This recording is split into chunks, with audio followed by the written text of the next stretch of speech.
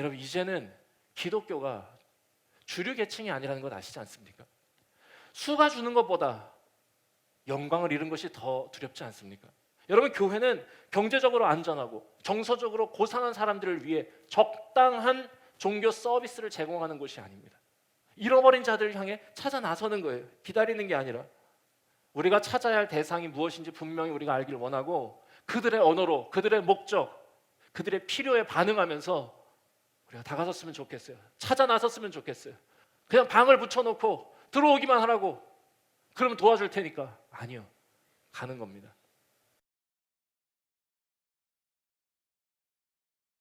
잃어버린 자를 찾기 위해 오시다, 이렇게 제목을 잡아봤습니다.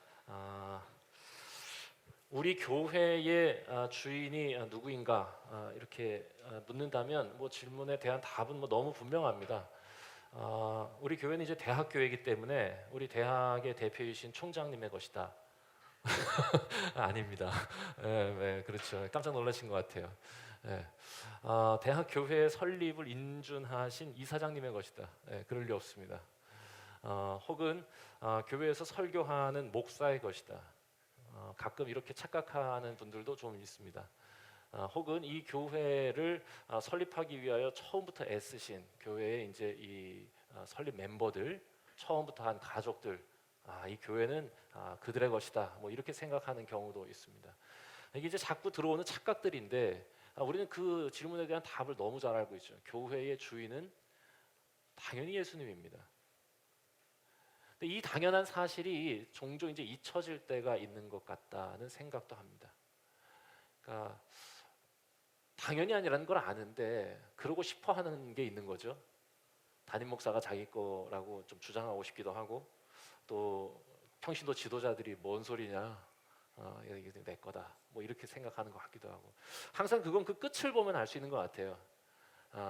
정말 젊었을 때 이 꿈을 꾸면서 교회를 막 섬기시던 분들의 끝을 보면 그분의 진정성, 그분이 얼마나 지키고 싸우면서 살아오셨는지가 전 드러나는 것 같거든요. 그러니까 마지막 순간에 사유화하느냐, 아니면 마지막 순간에 정말 하나님 앞에서 소리 없이 물러날 수 있는가, 그런 생각들이 좀 오가는 요즘입니다. 저는 이제 교단에 몸담고 있는 또 목사이기도 하기 때문에 교단의 여러 가지 이제 이야기를 들으면서 그냥 이 질문이 좀 남다르게 여겨지는, 교회 주인은 주님이신데 정말로 저분들은 교회 주인이 주님이시라는 것을 믿는가? 정말로 하나님을 믿으신다면 저렇게 하실 수 있을까? 이런 질문들이 자꾸 많아지는 때인 것 같다, 이런 생각합니다. 다시 돌아와서, 그렇다면 교회는 당연히 예수님의 소유입니다. 예수님이 주인이세요. 그런데 예수님의 소유일 뿐 아니라 또한 예수님의 몸이기도 하다, 이렇게 이제 성경이 표현합니다. 그러니까 이 교회는 내 피로 값주고 산 것이다 라고 말씀하시면서 동시에 또 뭐라고 말씀하시느냐, 교회는 예수 그리스도의 몸이다 라고 이제 표현하세요. 그러니까 소유권도 주님에게 있고 사용권도 주님에게 있다는 겁니다. 그러니까 이 뜻은 교회는 예수님이 하고 싶은 일을 이루시는 도구라는 거예요. 몸이 이제 그런 거 아닙니까? 이 세상에서 이루고 싶은 것, 우리가 하고 싶은 일을 하는 것이 아니라 예수님이 하고 싶은 일을 이루는 것이 교회다. 그렇기 때문에 교회가 해야 될 일은 뭐냐? 예수님께서 우리를 통해 뭘 하고 싶으신지를 날마다 물어야 돼요. 주인 되신 예수님께 날마다 물어야 됩니다. 그럼 이거 어떻게 하면 이 우리에게 원하시는 일을 알 수 있을까? 여러분, 이거 어렵지가 않습니다. 이걸 자꾸 어렵게 생각하니까 이게 잘 못 찾는 것 같은데, 전혀 어려운 대답이, 신학교 가지 않아도 알 수 있는 것입니다. 그냥 성경 열어서 이 땅에서 예수님이 하신 일을 보면 되고, 또 신약뿐만 아니라 구약을 열어서 예언서의 말씀을 보면서 하나님께서 메시아를 통해서 무엇을 하시기 원하시는지 읽으면 금방 알 수 있습니다. 왜냐하면 교회는요, 예수 그리스도께서 이 땅에 오셔서 본인이 하신 일을 위임하시기 위해 세우신 곳입니다. 그러니 교회가 예수 그리스도처럼 존재해야 하는 것이다. 그분이 하신 일을 하는 게 교회예요. 그분이 하셨던 일을 하려고 배우려고 애쓰는 것이 교회다 이것이죠. 자, 그래서 오늘 예언서의 말씀과 이 신약의 말씀을 함께 우리가 읽어본 겁니다. 자, 그럼 먼저 예언서의 말씀을 보겠습니다. 하나님이 뭘 원하시는지 한번 찾아보는 것이죠. 네. 자, 이 에스겔 34장의 배경은 이스라엘이 완전히 무너진 순간을 배경으로 합니다. 그러니까 기원전 586년에 바벨론이 이스라엘을 완벽하게 역사에서 사라지게 합니다. 성전을 무너뜨렸고요, 왕궁을 불태웠고요, 마지막 왕인 시드기야의 두 눈을 뽑았습니다.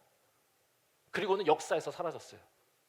완전히 참담한 이스라엘의 형편, 모든 것을 잃어버린 시대에 에스겔을 통해서 하나님이 전해주시는 말씀이 바로 이 34장인데, 하나님이 무엇을 원하셨는지, 왜 이스라엘에는 이런 일이 일어났는지에 대해서 설명하는 부분이 바로 이 말씀이라고 하겠습니다. 자, 이 질문에 대해 하나님의 대답입니다. 뭐라고 말씀하시느냐? 자, 4절 우리가 함께 읽어볼까요? 4절. 자, 시작. 연약한 자를 죄송합니다. 네. 앞부터 읽어야죠. 자, 4절 읽겠습니다. 자, 시작. 너희가 그 연약한 자를 강하게 하지 아니하며 병든 자를 고치지 아니하며 상한 자를 싸매주지 아니하며 쫓기는 자를 돌아오게 하지 아니하며 잃어버린 자를 찾지 아니하고 다만 포악으로 그것들을 다스렸도다. 5절에 뭐라고 되어 있냐? 목자가 없으므로 이렇게 됐습니다. 다시 말하면 이스라엘에게 기대하신 게 뭐였냐? 목자로서의 역할을 감당하기를 원한 거예요. 그게 뭐냐? 연약한 자 강하게, 병든 자 고치고, 상한 자 싸매고, 쫓기는 자 돌아오게, 이런 자를 찾는 겁니다. 자, 한마디로 하면 왜 이스라엘에게 이런 일이 일어났냐? 이스라엘의 목자들이 마땅히 해야 할 일을 하지 않았기 때문에 이런 일이 일어났다 얘기하시는 거예요. 목자가 없다는 거예요. 그래서 하나님이 그렇게 하셨다. 양떼가 다 길을 잃고 헤매는데 찾고 찾는 자가 없다. 여러분, 목자가 해야 될 일이 뭡니까? 오늘 말씀에서 보면 목자에게 기대하시는 바가 있는 것 같아요. 양을 먹어야 되는데 너네 배만 채우지 않았냐? 라고 얘기하시는 걸 보면 목자의 역할은 먹이는 것입니다. 또 목자의 역할은 그 양떼를 지키는 것이에요. 그리고 잃어버린 양을 찾는 것입니다. 찾고 찾는 일. 세 단어로 한번 정리해 봤습니다. 세 단어 뭐냐? 제일 먼저 지키는 거 keep, 먹이는 거 feed, 다음에 찾는 거 seek. 여러분, 이게 목자가 해야 될 일이에요. 뭐라고요? 지키고 먹이고 찾는 거예요. 이 일을 이스라엘의 목자들이 하지 않았다는 겁니다. 지키고 먹이고 찾지 않았다. 여러분, 당시 이스라엘의 이 목자들이 누굴까요? 제사장들, 또 교회 지도자들 아닙니까? 오늘날로 얘기하면 또 어떤 게 될까요? 목회자들, 그리고 교회의 평신도 지도자들 아닙니까? 하나님께서 그들에게 원하신 게 뭐예요? 지키고 먹이고 찾는 것이었습니다. 지키지 못한 자를 찾아 나서는 거고, 지키면서 우리 안에 있는 이들에게 먹이는 거예요. 건강하게 꽃 피울 수 있게. 그런데 목자들이 그 역할을 하지 않았다. 그러면서 이 하나님께서 이스라엘의 이 목자들에게 가장 강하게 지적하시는 게 뭐냐? 찾는 일을 하지 않았다는 겁니다. 당연하죠. 지키지 못했으면, 떠나갔으면 그거 찾으려고 애를 써야 되는데 이스라엘의 목자들 중에서는 찾으려고 찾는 자가 하나도 없다는 거예요. 그냥 회당 안에 그냥 주저물러 앉아가지고 거기서 제 배만 채우고 있다는 겁니다. 어떻게든 눈이 어두운 양들을 잘 돌보면서 다른 데로 가지 않게 그들을 지켜줘야 되고, 그리고 그들이 또 풍성하게 좋은 자양분을 얻을 수 있도록 먹여줘야 하는데 그것도 안 했어. 그래서 길 잃고 헤매고 있으면 눈 멀어서 어디 갈 줄도 모르고 있는데 찾으러 가야 된다 이거죠. 근데 찾지 않고 회당에 가만히 앉아가지고 양이 돌아오기를 기다리는 거, 그거 안 된다는 겁니다. 회당 밖으로 나가서 잃어버린 양을 찾아오는 거죠. 제가 어제 은평재활원이라고 하는 전에 제가 몇 번 말씀드렸죠. 인스타 하시는 분들은 제가 스토리에 올린 거 보셨는지 모르겠어요. 토요일에 에버랜드라니요. 제가 살짝 고민했습니다. 내일이 주일인데 토요일에 에버랜드라니. 내가 토요일에 우리 애들하고 에버랜드 간 적 진짜 한 번도 없거든요. 미안하다 얘들아. 자, 그런데 그 한 달에 한 번씩 이제 봉사하는 게 이제 연간 계획으로 잡혀 있었어요. 근데 토요일에 에버랜드를 가기로 한 거예요. 에버랜드 그렇게 가고 싶다는 거예요. 그 발달 장애인들입니다. 조금 지적으로 이 어려우신 분들. 그래서 그 재활원 이용인들이 그걸 원하시는데 너무 순진무구한 눈빛으로 저를 보면서 에버랜드에 가고 싶어요. 이런데 어떻게 안 갑니까 제가? 그래서 가겠다고. 그래서 갔는데 살짝 고민했어요. 가야 되나? 솔직히 전에도 한번 토요일에 제가 참석하지 않은 적이 있어요. 그러니까 6개월 전에 미리 이제 약속이 잡힌 이 집회가 있었는데 이게 저 봉사 일정이 이제 이게 변경이 되면서 그날 겹쳐가지고 진짜 죄송하다 그래가지고 그날 한 번 못 갔거든요. 어제도 살짝 그러고 싶더라고요. 설교 준비를 해야 되는데 그때 제가 이렇게 물었습니다. 예수님이라면 어떻게 하셨을까? 두말할 나위 없었습니다. 가야죠. 갔어요. 그래서 가서 그 친구들하고 같이 코끼리 열차 같은 것도 타고요, 범퍼카도 타고 그랬습니다. 근데 위로해 주는 것 같았어요. 말을 잘 하지 않는 약간의 자폐를 가진 친구가 있는데 그 친구는 좀처럼 마음 안 열거든요.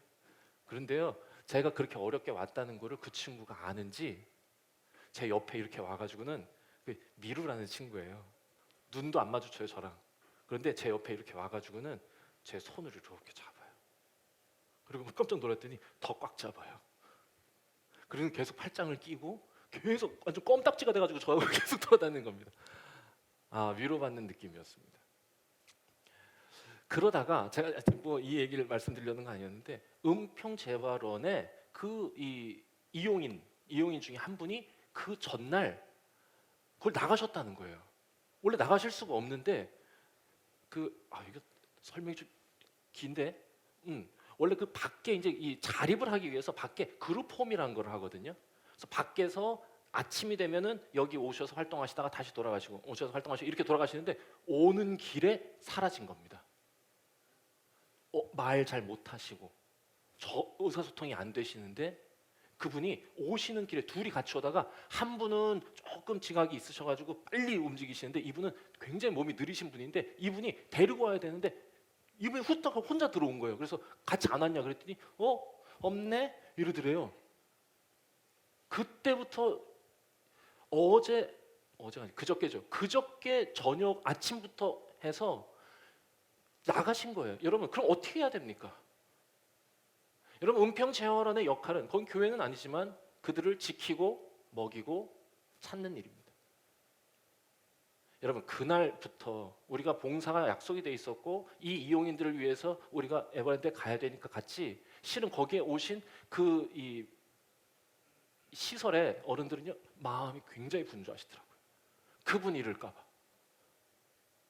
여러분 모든 직원들이 토요일에 다 나와가지고요 은평구를 다 샅샅이 다 뒤졌습니다. 왜냐면 어디 가서 어떻게 하실지 모르고 이 추운 날 어디 가서 누워 계시면 어떡하나 걱정이 돼가지고 찾으러 다니시는 거죠. 열심히 찾는 겁니다. 열심히. 왜? 지키지 못한 게 자기 잘못이라고 여기시는 거예요. 우리 잘못이라고 계속 그렇게 말씀하세요. 여러분 교회가 가져야 할 마음 아닙니까? 목자가 가져야 할 마음이 이런 거 아닙니까? 가만히 기다리면서 오겠지 라고 광고판 붙여놓고 돌아오면 먹여줄게 라고 안에 들어 앉아가지고 제 배만 불리는 게 아니라 내가 지키지 못했으면 밖에 나가서 찾아오는 게 그게 목자의 일이죠. 그런데 이스라엘이 어땠다는 겁니까? 목자가 목자답지 못했다는 거예요. 찾지는 않고 그냥 제 배만 불리려고 회당 안에서 머물러 있었다는 겁니다. 찾으러 다니지 않았다고. 그래서 그래서 하나님이 우리에게 이렇게 말씀하세요. 우리가 오늘 본문 읽지는 않았지만 에스겔 34장 15절 16절에 이렇게 되어 있습니다. 제가 읽어드리겠습니다. 내가 친히 내 양의 목자가 되어 그들을 누워있게 할 것이다. 내가 그 잃어버린 자를 찾겠고 내가 그 쫓기는 자를 돌아오게 하겠고 내가 그 상한 자를 치유하겠다. 내가 그 병든 자를 강하게 하겠다. 여러분 이 말씀이 하나님께서 우리 가운데 메시아로 오신다는 것을 선언하는 예언이었습니다. 이유가 뭐였어요? 목자가 목자로서의 역할을 똑바로 안 했기 때문입니다. 목자를 잃은 이 세상에 내가 목자가 되어 오겠다고 말씀하신 것이에요. 여러분 말씀드리자 다 생각나시죠? 나는 선한 목자다. 내가 목자로 이곳에 왔다고 얘기하시는 거예요. 내가 잃은 양들을 찾으러 왔다고 얘기하시는 거예요. 그리고 그 예수님께서 베드로에게 또한 교회된 우리에게 이야기하시고 위임하시는 거예요. 목자인 나처럼 너희들도 그 목자의 역할을 감당해 달라고. 뭐요? 지키고 먹이고 찾는 일이요. 이거 해달라고 예수님께서 오신 겁니다.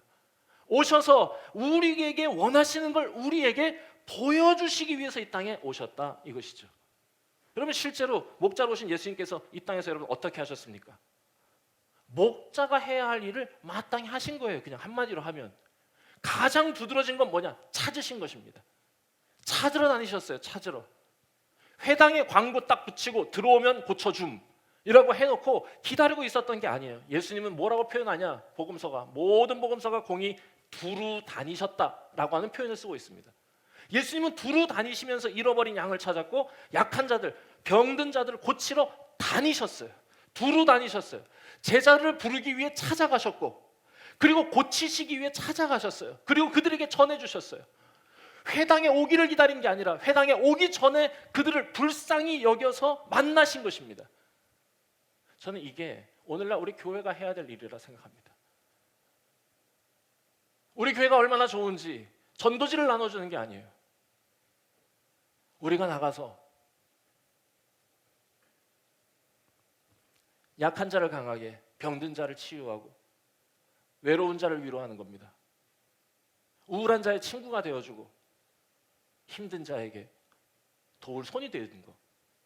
여러분 정작 우리가 이곳에 모인 이유, 우리가 예수 그리스도의 몸인 배화라는 이름으로 교회가 된 이유가 여기에 있습니다.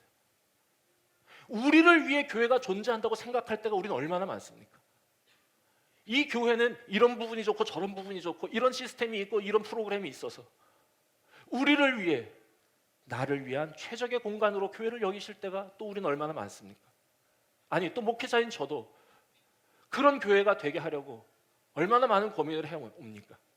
그런데 정작 그런 고민이 나쁜 것은 아니지만 그 고민 가운데 잊혀지는 게 있다는 거죠. 그게 뭐예요? 찾아가는 것입니다. 예수님께서 이 땅에 오셔서, 아니 이 땅에 오신 그 이유와 목적을 잊을 때가 있다는 거예요. 그게 뭐예요? 찾는 것입니다. 잃어버린 자를 찾는 거예요. 교회 안에 곤고한 공동체를 만드는 게 아니라 오히려 교회 밖의 사람들에게 관심 갖는 거예요. 그들의 아픔을 보면서 우리가 눈물을 흘릴 수 있는 사람이 되는가? 이게 교회의 건강성, 교회 존재 이유를 가늠하는 바로미터가 될 것이다 저는 생각합니다. 우리는 교회 밖에서 비종교적인 이들의 아픔에, 그 상처에, 이 구조에 우리는 아파하고 있는가? 여러분 우리의 목적은 거기에 있지 않습니까? 예수님께서 마태복음 9장 36절에서 이렇게 말씀하세요. 무리를 보시고 불쌍히 여기사 그들이 목자 없는 양같이 고생하며 기진합니다. 이 시대에 목자가 없는 걸 너무 안타깝게 여기셔서 오신 거예요. 그리고 예수님이 직접 말씀하시는 거예요. 내가 목자라고, 내 목자로 왔다라고 얘기하는 거예요. 그리고 너희가 목자가 되라는 거예요. 교회가 목자입니다. 교회가. 목사가 목자가 아니에요. 여러분, 여러분은 양이고 내가 목자 아니에요. 교회가 목자예요. 왜냐? 교회가 예수 그리스도의 몸이니까요. 우리가 해야 될 일이 그거예요. 누가복음 7장에 보면 예수님이 시몬이라고 하는 바리새인의 집에 가서 식사를 하시는 장면이 나옵니다. 여러분 그때 시몬은 중요한 사람들 다 불러 모았어요. 그때 예수님도 있었습니다. 예수님은 가장 좋은 자리에 앉진 않으시고 저 구석 어딘가에 자리하게 했습니다. 거기서 조용히 다른 사람의 주목은 받지 못하면서 식사를 하고 계시던 때 뒷문으로 한 여자가 들어오죠. 창녀였습니다. 성경은 죄가 많은 여인이라고 표현합니다. 그 여자가 들어와서 예수님 발 앞에 앉아서 눈물을 흘리기 시작합니다. 그때 시몬이 분노합니다. 어디서 저런 더러운 게 들어왔냐고, 여기가 어디라고 들어오냐고. 그런데 여자는 눈물을 흘리고 있어요. 그리고 손은 아주 귀한 걸 들고 있었습니다. 그리고 울면서 자신의 머리로 예수님의 발을 닦기 시작했다라고 기록합니다. 시몬은 몸을 떨고 있는, 그리고 울고 있는 여인을 보는 게 아니라 죄로 더럽혀진 그 여자를 보고 있는 거예요. 몸을 파는 여자를 보고 있어요. 그런데 예수님은 몸이 더러워진 몸을 파는 여인을 보는 게 아니라 지금 본인의 앞으로 나와 도움을 청하고 있는, 울고 있는 한 여자를 보는 겁니다. 그때 시몬에게 이렇게 말씀하세요. 네 목자 맞냐고. 너 이 여자를 보냐? 이 여자가 진짜 보이냐라고 말씀하신다고 저는 읽어요.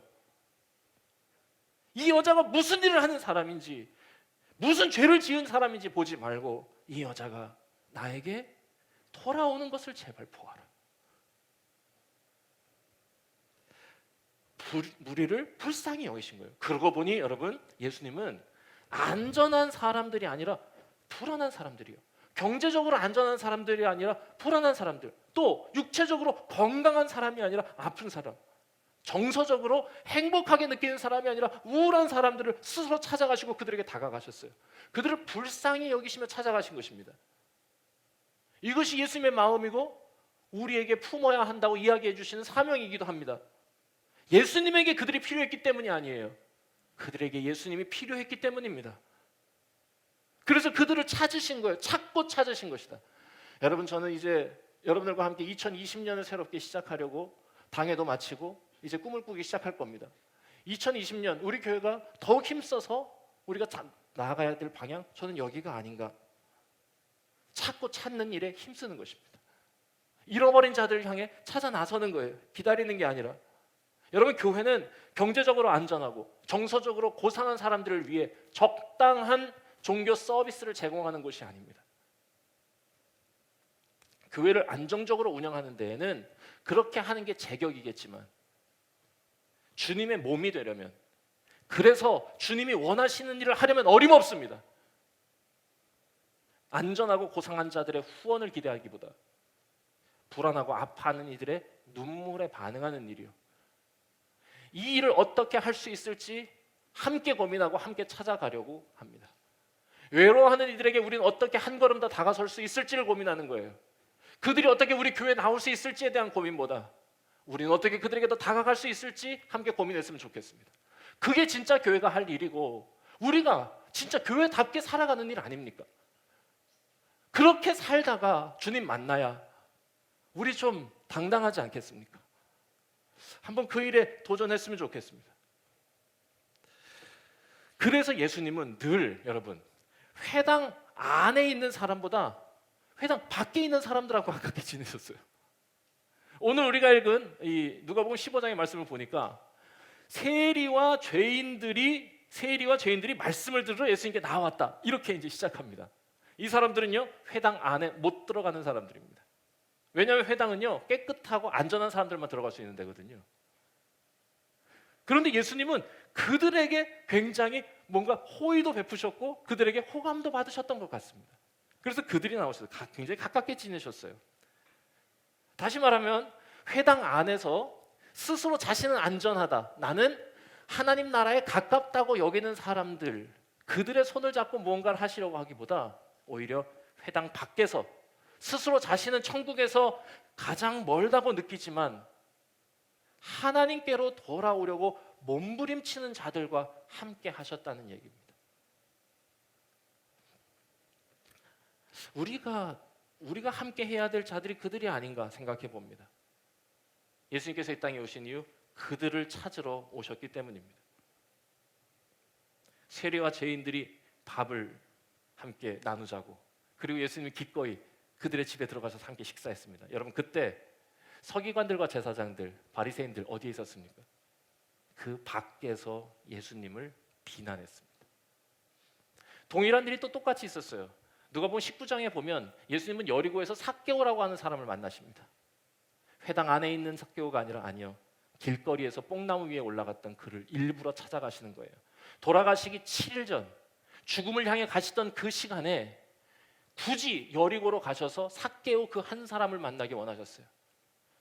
사람들은 예수님에게 기적을 베풀기를 원하고 그것에 대한 기대감으로 몰려들었지만 사람들의 관심에는 아랑곳 않고 예수님은 저쪽에 큰 뽕나무 앞으로 다가가셔서 그 위에 있는 자 한 사람을 바라보면서 얘기합니다. 삭개오야, 내려와라. 내가 오늘 너네 집에 가서 밥 먹어야겠다. 사람들이 웅성거리기 시작했습니다. 세리랑 밥을 먹어? 세리랑? 그 순간이 너무 좋았는지 삭개오는 아마 친구들 아마 다 불렀을 거예요. 여러분, 삭개오의 집이 컸을까요? 컸을까요? 굉장히 컸습니다. 굉장히 좋은 것이 넘쳐났을 거예요. 그리고 그곳에는 아마 부자인 친구들이 가득했을 것 같고 아마 그들 중에 크리스찬은 거의 없었을 것입니다. 그런데 그곳에 예수님이 가셨어요. 그리고 그때 바리새인과 서기관들 뿐만 아니라 제자들도 예수님이 세리와 밥 먹으러 그 집에 들어가는 걸 탐탁치 않게 여겼습니다. 이것이 잃어버린 교회, 아니 교회가 잃어버린 사명에 대한 지적이에요. 제자들도 바리새인도 서기관도 그 안에 들어가지 않았어요. 그때 예수님께서 그들을 향해 분노하시면서 밖으로 나오셔서 이렇게 외칩니다. 너희들은 목자들인데 왜 관심이 없냐? 하나님의 왕국에 대해서 말하는 걸 왜 너희들은 이렇게 기뻐하지 않냐? 너희들은 왜 잃은 양을 돌보는 나를 이토록 비난하고 싫어하냐? 그러면서 마지막에 이렇게 말씀하세요. 누가복음 19장 10절입니다. 인자가 온 것은 잃어버린 자를 찾아 구원하려 함이니라. 여러분, 말씀 정리하겠습니다. 이 세상에 예수님의 실제가 교회입니다. 그리고 우리는 예수님의 몸입니다. 저는 우리가 관심 갖고 이제 진짜로 힘써야 할 목표가 생긴 것 같습니다. 이 일을 고민하는 거예요. 찾아 나서는 거예요. 잃어버린 이들에게 한 걸음 더 다가서는 것입니다. 그리고 저는 내년에 이 잃어버린 이들을 위해 고민하는 교회들과 연합하기를 소망하고 있습니다. 기가 막힌 교회들 몇 군데 만났습니다. 그들과 이야기 나누고 싶어요. 어떻게 그들에게 다가갔는지, 특별히 이 시대에 저는 연약한 자들에게 어떻게 한 걸음 더 가까이 갈 수 있을지 함께 찾아갔으면 좋겠습니다. 함께 봉사할 수 있는 자리도 찾으면 좋겠고, 그리고 무엇보다 이 시대에 잃어버린 우리 30, 40대 그리고 20대에게 여러분, 이제는 기독교가 주류 계층이 아니라는 건 아시지 않습니까? 20대의 복음화율은 이미 4% 밑으로 떨어졌습니다.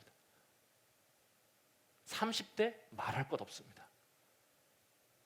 여러분들 아닙니까? 40대 수가 주는 것보다 영광을 잃은 것이 더 두렵지 않습니까? 그래서 찾아가려는 거예요. 우리가 찾아야 할 대상이 무엇인지 분명히 우리가 알기를 원하고 그들의 언어로, 그들의 목적, 그들의 필요에 반응하면서 우리가 다가섰으면 좋겠어요. 찾아 나섰으면 좋겠어요. 그냥 방을 붙여놓고 들어오기만 하라고 그러면 도와줄 테니까 아니요, 가는 겁니다. 다양한 방법을 함께 찾기를 원하고 여러분들의 아이디어가 빛나기를 소망합니다. 우리가 함께 기도할 때 하나님께서 우리에게 지혜 주시기를 바라고, 우리가 힘을 모을 때 하나님께서 우리가 할 수 있는 일보다 훨씬 더 큰 일을 감당할 수 있도록 우리에게 능력 주시기를 소망합니다. 여러분, 이 일 위해서 함께 기도해 주시고 우리 교회가 2020년 하나님께서 보시기에 더 근사한 아름다운 교회, 목자로서의 사명 감당하는 하나님께서 기뻐하시는 주의 몸이 되게 하여 주시옵소서. 우리 함께 기도했으면 좋겠습니다.